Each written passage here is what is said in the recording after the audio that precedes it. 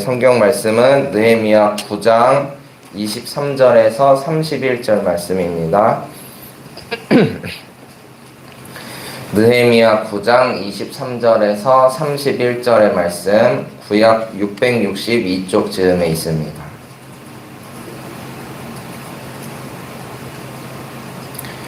느헤미야 9장 23절에서 31절의 말씀입니다.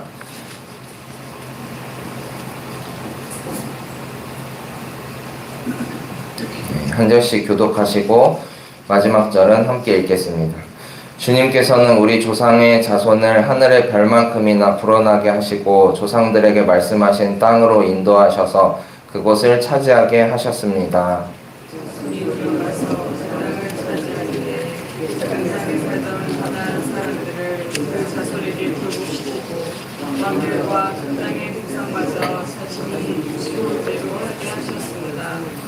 자손은 요새화된 성체들과 기름진 땅을 차지하였습니다. 온갖 좋은 것으로 가득 찬 집과 이미 파놓은 우물과 포도원과 올리브밭과 과일이 흐드러지게 열리는 나무를 차지하였습니다. 그들은 먹고 만족하게 생각했으며 살이 쪘습니다. 주님께서 주신 그 큰 복을 한껏 누렸습니다.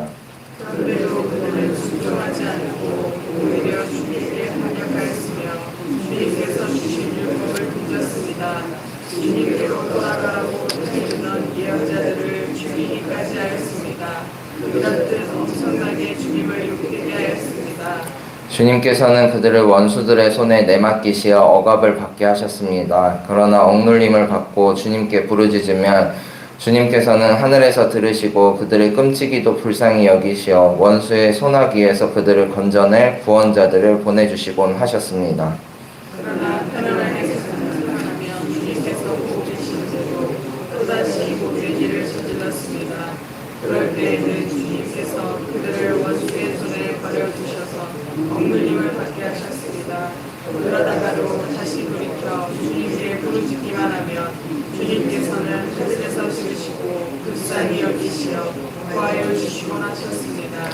돌이켜 주님의 율법대로 바로 살라고 주님께서 엄하게 타이르셨지만 그들은 거만하여 주님의 명령을 따르지 않았습니다. 지키기만 하면 살게 되는 법을 주셨지만 오히려 그 법을 거역하여 죄를 지었습니다. 주님께 등을 돌리고 목이 뻣뻣하여 고집을 버리지 못하였으며 복종하지 않았습니다. 그러나 주님께서는 열흘 동안 참으셨습니다. 예언자들을 보내시어 주님의 영으로 타이르셨지만 사람들은 귀로 기울이지 않았습니다. 하는 수 없이 주님께서는 그들을 여러 나라 백성에게 넘기셨습니다. 다 같이 읽겠습니다. 그러나 주님께서는 은혜로우시며 사람을 불쌍히 여기시는 하나님이시기에 그들을 끔찍이도 불쌍히 여기셔서 멸망시키지도 않으시고 버리지도 않으셨습니다. 아멘. 이제 새벽 바람이 꽤나 선선하게 느껴지는 시기가 왔습니다. 긴 폭염과 장마로 쉽지 않은 여름이 이제 지나가고 있는데요. 우리가 알게 모르게 계절이 바뀌어가고 있습니다. 주님께서 우리에게 다시 선선한 바람을 주시듯이 우리의 모든 걱정과 근심도 우리가 알지 못하는 어떤 때에 주님께서 해결해 주실 줄로 믿습니다. 오늘도 예배로 하루를 시작하는 우리 가운데 하나님의 은혜와 평강이 넘쳐나기를 소망합니다. 어제 말씀도 김일곤 전사님께서 느헤미야의 말씀을 전하셨는데요. 그 내용을 이어서 오늘 9장의 말씀을 전하고자 합니다. 느헤미야서는 아시다시피 바벨론 포로기 이후에 이스라엘 공동체 재건의 이야기를 담고 있는 책입니다. 느헤미야는 바벨론 다음으로 패권을 장악했던 바사 제국의 왕 아닥사스다의 술 맡은 관원장이었습니다. 마치 다니엘처럼 포로로 끌려왔지만 지배국가의 고위 관료가 된 인물이었습니다. 느헤미야에게 간절한 바람이 있었다면 허물어진 예루살렘 성벽을 재건하고 불에 탄 성문을 다시 세우는 일이었습니다. 그래서 자기가 모시던 바사왕 아닥사스다에게 부탁을 합니다. 왕께서 자비를 베풀어 주신다면 예루살렘 성벽을 재건하는 일을 하고 싶다고 간청합니다. 왕은 느헤미야를 신임했기 때문에 예루살렘 귀환을 허락할 뿐 아니라 성전 건축에 필요한 물자를 공급하는 호의를 베풀었습니다. 예루살렘 성벽을 다시 세우는 일이 순탄하지만은 않았지만 느헤미야는 굳건한 믿음으로 성벽 재건을 완수했습니다. 성벽 재건을 완수한 느헤미야는 지도자들을 세웠습니다. 성전 문지기와 노래하는 사람들, 그리고 성전 일을 도맡아 할 레위인들을 세웠습니다. 또한 바벨론 포로기 때 끌려갔던 많은 사람들이 다시 예루살렘으로 귀환했기 때문에 그들의 명부를 등록하여 관리하도록 했습니다. 느헤미야는 이렇게 단순히 예루살렘에 무너진 성벽, 그 건축물을 세우는 데에 집중했던 것이 아니라 그 성벽 안에서 살아가는 이스라엘 공동체의 삶을 재건하고자 했습니다. 이스라엘은 본래 하나님의 약속을 선물로 받은 아브라함부터 그리고 요셉을 미리 보내시어 오랜 기근으로부터 살리시고 그리고 출애굽 과정에선 하나님께서 눈동자와 같이 지켜주셨던 그런 민족이었습니다. 그렇지만 계속되는 불신과 불순종으로 인해 하나님께서 진노하셨고 바벨론이라는 강대국을 사용하셔서 심판하셨습니다. 느헤미야는 그러한 민족의 아픔을 안타깝게 여겼습니다. 느헤미야 1장 4절에 보니까 예루살렘 성벽이 허물어지고 성문들이 다 불에 탔다는 소식을 들었을 때 느헤미야는 주저앉아서 울었고 슬픔에 잠긴 채로 며칠 동안 금식하면서 기도했다라고 말합니다. 이스라엘을 누구보다 사랑했던 느헤미야의 성벽 재건은 그들의 정체성을 회복하는 일이었고 하나님 앞에서 잃어버렸던 그들의 삶을 재건하는 일이었습니다. 그렇기 때문에 느헤미야는 성벽 재건이 완수되었을 때 무엇보다 그들과 함께 하나님의 말씀을 읽기를 원했습니다. 이스라엘 백성이 다시 나라를 빼앗기는 수모를 겪지 않도록 지켜주는 힘은 더 두꺼운 성벽에 있지 않고 하나님의 말씀에 있다는 사실을 잘 알고 있었기 때문입니다. 수문 앞 광장에 모인 이스라엘 백성들은 학자 에스라가 읽어주는 율법책에 귀를 기울입니다. 하나님의 거룩한 명령이 광장에 울려 퍼지자 이스라엘 백성들은 울음바다가 되었습니다. 하나님께 불순종했던 이스라엘 백성들이지만 자기들의 뿌리가 하나님께 있다는 것을 누구보다도 잘 알고 있었고 대대손손 그러한 교육을 받고 자랐을 겁니다. 지금 포로로 끌려 나와서 나라 잃은 백성으로서 이 모진 고통을 겪고 있는 이유가 주님 앞에 불순종했기 때문이라고 부모 세대에게 그리고 그 할아버지 할머니들께 계속 듣고 자랐을 겁니다. 그 오랜 고난의 시간이 떠올랐기 때문일까요? 예루살렘으로 귀환한 이스라엘 백성들은 율법책을 낭독하는 에스라의 목소리를 듣고 모두 무너졌습니다. 아멘, 아멘 외치면서 하나님 앞에 완전히 항복했습니다. 그때의 상황을 8장 9절에서 10절이 밝히고 있습니다. 제가 한번 읽어드리겠습니다. 백성은 율법의 말씀을 들으면서 모두 울었다. 그래서 총독 느헤미야와 학자 에스라 제사장과 백성을 가르치는 레위 사람들이 이날은 주 하나님의 거룩한 날이니 슬퍼하지도 말고 울지도 말라고 모든 백성을 타일렀다. 느헤미야는 그들에게 말하였다. 돌아들 가십시오. 살찐 짐승들을 잡아 푸짐하게 차려서 먹고 마시도록 하십시오. 아무것도 차리지 못한 사람들에게는 먹을 몫을 보내주십시오. 오늘은 우리 주님의 거룩한 날입니다. 주님 앞에서 기뻐하면 힘이 생기는 법이니 슬퍼하지들 마십시오. 이들이 그토록 울었던 이유는 무엇일까요? 아마 10절의 마지막에 나왔듯이 주님 앞에서 기뻐하지 못했던 지난날의 회환 때문은 아니었을까요? 저는 개인적으로 느헤미야 8장 10절 중에서도 이 대목을 참 좋아합니다. 주님 앞에서 기뻐하면 힘이 생기는 법이니 슬퍼하지들 마십시오. 개역개정으로 읽으면 이렇습니다. 근심하지 말라. 여호와로 인하여 기뻐하는 것이 너희의 힘이니라. 영어로 말하면요, The joy of the Lord is your strength 라고 합니다. 제가 안 되는 영어로 굳이 읽어드린 이유는 미얀마의 한 교회에서 이 말씀을 제가 처음 접해봤기 때문입니다. 한 10년 전쯤에 제가 단기 선교 여행으로 미얀마에 갔던 적이 있었습니다. 미얀마에는 감리교 선교사님들이 우리나라보다 먼저 들어오셔서 이제 자립한 감리교 교단이 있었습니다. 하지만 그 규모는 그리 크지 않았습니다. 북감리회, 남감리회로 나누어져 있는데 북감리회는 목사님들이 그때 당시 1000여 명 정도 계신다고 했고요. 남감리회는 목사님들이 30명 정도밖에 없다고 했습니다. 인구가 5,500만 명 정도가 된다고 하니까요. 뭐 남쪽에 예를 들어 2천만 명만 있다고 하더라도 감리교 목사님이 30명밖에 없는 그런 상황이었습니다. 그렇듯 그 미얀마의 감리교 교세는 굉장히 약한 편입니다. 그들은 절대 다수가 불교 신자입니다. 불교가 아주 뼛속 깊이 자리 잡고 있습니다. 제가 미얀마에 2번 갔었는데 왜 뼛속 깊이 불교가 자리 잡고 있다고 생각했냐면 미얀마는 집집마다 작은 신당이 있습니다. 큰 집은 큰 불상을 모셔놓고 작은 집은 작은 불상을 집에 가장 잘 보이는 곳에 들여놓았습니다. 그 앞에는 이렇게 향을 피워놓고요. 몇몇 가정집을 방문했었는데 우리나라 제사상처럼 불상을 모셔둔 그 공간을 작게라도 모두 마련해 둔 모습을 볼 수가 있었습니다. 그리고 북부 쪽으로 가면 일레호수라고 수평선이 이렇게 보이는 큰 호수가 있는데 그 호수에 수상가옥들이 이렇게 모여 사는 곳에도 물 위에도 불상을 띄워놓을 정도로 그렇게 아주 불교에 심취해 있는 그런 나라였습니다. 그리고 뿐만 아니라 그들이 얼마나 불교를 소중히 여기는지 그 불교 사원에 들어가려면 반드시 신발을 벗고 양말까지 벗고 들어가야 했습니다. 그 관광지로 유명한 불교 사원이 몇 군데 있어서 저도 가봤는데 사원 바닥이 그렇다고 아주 깨끗한 것도 아니어서 이제 발바닥이 새카매졌던 경험도 있습니다.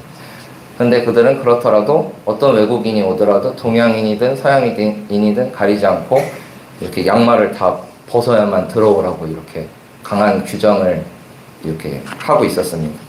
그리고 반바지도 못 입고 들어가서 그 앞에서 미얀마 전통 치마라도 입도록 그 상인들이 다 불교 사원마다 앞에 이렇게 자리를 잡고 있었습니다.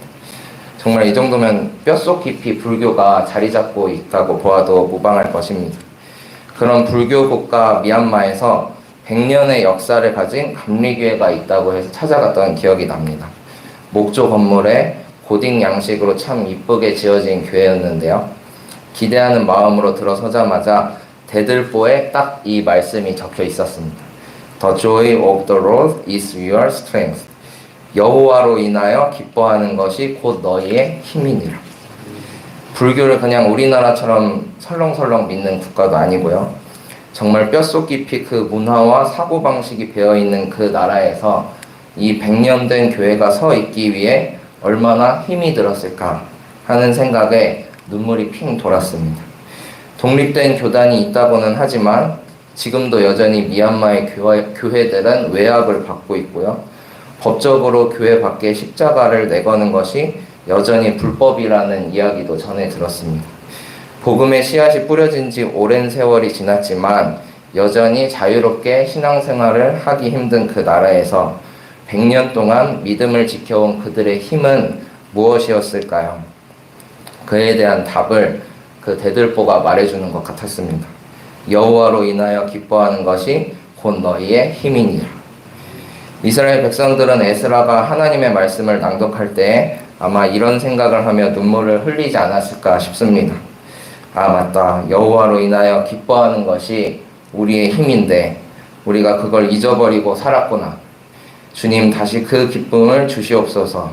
우리가 다시 여호와로 인하여 기뻐하기를 원합니다 하며 울부짖었던 게 아닐까요? 하나님의 말씀 앞에 선 그들은 자기 죄를 자백하는 기도를 드립니다. 오늘 본문의 말씀 9장이 그 기도의 내용을 담고 있습니다.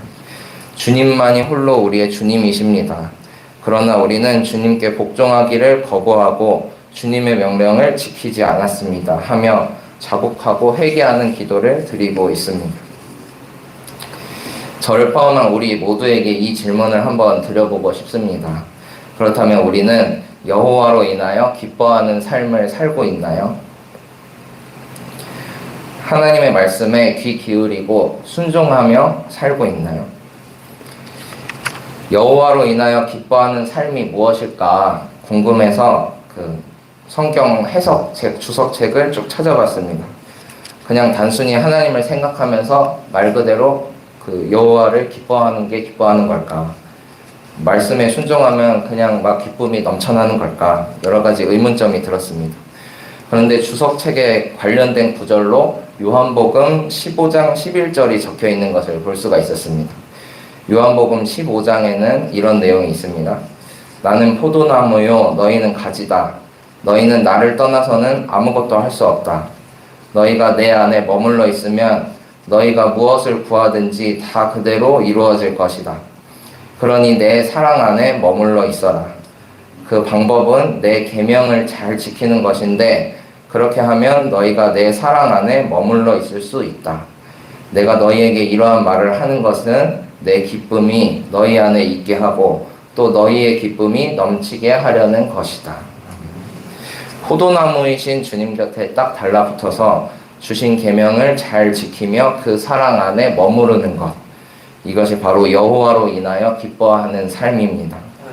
그리고 그러한 삶은 곧 우리의 궁극적인 힘이 됩니다.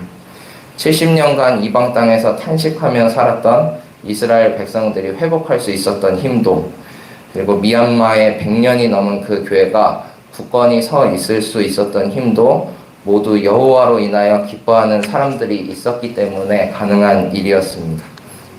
우리에게도 동일한 은혜가 있기를 소망합니다. 여호와로 인하여 기뻐하는 것이 곧 우리의 힘입니다. 하나님의 말씀을 지키며 그 사랑 안에 머무는 것이 곧 우리의 힘입니다. 그 힘으로 오늘도 주어진 삶을 넉넉히 살아가는 우리 모두가 되기를 소망합니다. 기도하시겠습니다.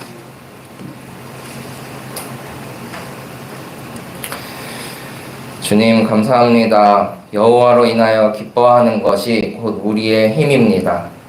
주님을 더욱 찬양하게 하시고 회개와 감사로 주님 앞에 나아가는 저희 되게 하여 주시옵소서. 나라를 잃어버렸던 이스라엘 백성이 앞서 잃어버렸던 것은 다름 아닌 주님이었습니다. 여호와 하나님을 잃어버린 그들에게는 소망이 없었고 고통과 굴욕만 있을 뿐이었습니다. 주님, 우리의 삶도 그들과 다르지 않음을 고백합니다. 여호와로 인하여 기뻐하는 것이 곧 너희의 힘이니라. 이 말씀을 가슴에 새기고 황량한 마음 일으켜 다시 주님을 보게 하여 주시옵소서. 잃어버린 첫사랑을 회복하게 하시고 주님으로 인해 즐거워했던 감격을 되찾게 하여 주시옵소서. 정릉교회가 70주년을 맞아 주님 앞에 나아갑니다. 세상 어디에도 그냥 세워지는 교회가 없고 그냥 지켜지는 교회도 없음을 깨닫습니다. 70년, 100년 지역사회와 세계 열방을 위해 주어진 사명을 마땅히 감당하는 교회 되게 하여 주시옵소서. 많은 이들이 여호와로 인한 기쁨을 경험하고 되찾고 누리는 교회 되게 하여 주시옵소서. 어린아이부터 노년에 이르기까지 한마음 한뜻으로 주님을 바라보게 하시고 하나님께 영광 돌리는 찬양이 끊임없이 울려 퍼지는 교회 되게 하여 주시옵소서. 담임 목사님을 중심으로 온 교회가 하나 되기를 원합니다. 서로의 형편과 사정은 모두 다르지만 온전히 하나님께 집중하길 원합니다. 무엇보다도 사랑을 선택하는 지혜 내려주시옵소서. 사랑받기 원하는 모든 이들이 충분히 사랑받게 하여 주시고 사랑의 교제가 끊임없이 이루어지는 복된 교회 되게 하여 주시옵소서. 이 시간 귀한 예물 주님 앞에 드린 손길이 있습니다. 주님께서 받아주시고 주의 뜻대로 사용하여 주시옵소서. 우리에게 주신 모든 것에 감사드리며 살아계신 예수님의 이름으로 기도합니다. 아멘. 하늘에 계신 우리 아버지여, 이름이 거룩히 여김을 받으시오며 나라가 임하시오며 뜻이 하늘에서 이루어진 것 같이 땅에서도 이루어지이다. 오늘 우리에게 일용할 양식을 주시옵고 우리가 우리에게 죄 지은 자를 사하여 준 것 같이 우리 죄를 사하여 주시옵고 우리를 시험에 들게 하지 마시옵고 다만 악에서 구하시옵소서. 나라와 권세와 영광이 아버지께 영원히 있사옵나이다. 아멘.